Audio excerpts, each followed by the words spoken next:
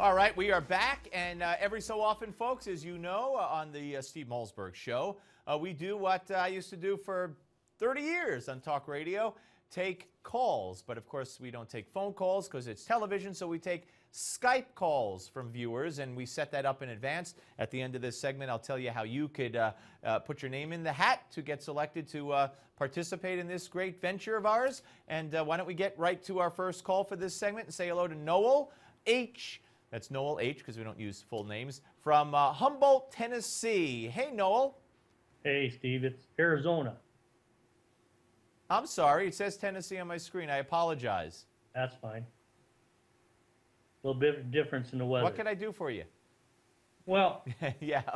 The biggest thing I've got is we voted here in 14. I'm a Navy veteran. I was in Vietnam on the USS Midway. And when we voted this last election as an independent, our vote was to change things and to confront the Obama administration. And that is not being taken as that's what the vote meant. Other than our voting, what else can we do to corral these people and get their attention? Well, you're absolutely right. How disappointing to hear Mitch McConnell, the first words out of his mouth, almost literally, after winning election, after seeing the landscape around him, to say, we will not shut down the government. I mean, that in other words, Mr. President, whatever you want. I don't get it. I don't understand it. I admire those 24 or so congressmen who voted against Boehner, and I hope that sends some kind of message, but I wouldn't hold my breath. As for what else can we do, there's not a lot. It's the ballot box and phone calls and letters and pressure of that nature, but that's where our influence really stops. And that doesn't seem to have a lot of sway anymore unless you got $5,000 and you pay for your, to get information, or not information, but to get them to talk to you personally. That's what bothers me. You mean as a contribution to put yourself on the radar, yeah. Exactly. It's unfortunate, Noel. Listen, but what we also have to understand at the same time is, let's take 2016. Let's take, Romney Obama. We had seen what 4 years of Obama was, and yet there were a lot of conservatives who said, Romney's not conservative enough for me, I'm not voting, I'm staying home.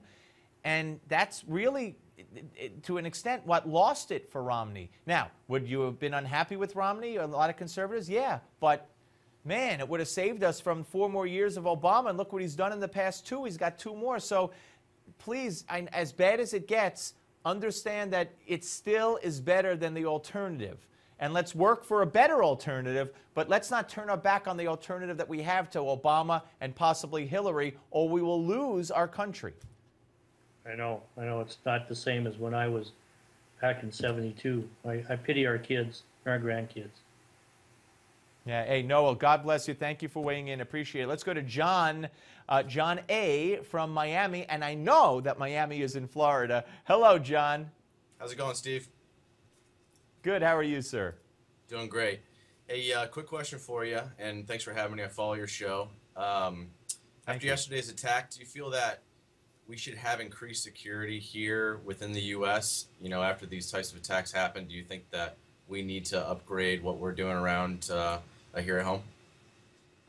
Well, I think we need increased intelligence. Peter King was on with us yesterday, a congressman from New York, former head of the Homeland Security Committee in the House, and he said it's time to go back into the mosques, because we had programs in New York, in New Jersey, and other places in the country, because terrorist plots have been hatched in certain mosques. There's literature reportedly out there, jihadist or insightful or problematic literature. We have a prison system where the imams are chosen in a very, mysterious way, and we don't know what they're telling to some of these prisoners and why some of them come out and convert to radical Islam. So I think we need better intelligence. You can't have a cop at every facility in the country or in your city, so we need to know what's going on. And with Obama and his mindset, and the Justice Department we have right now, they've taken away, to a great extent, that ability.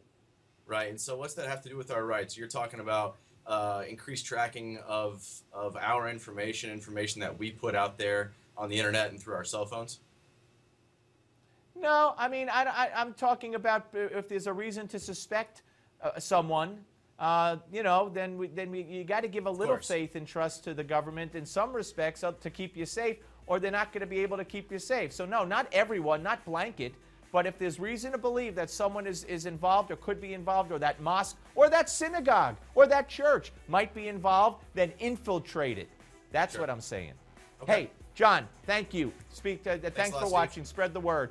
All right, folks, if you want to participate, please go to newsmax.com/Skype, and we'll get in contact with you. That's newsmax.com/Skype.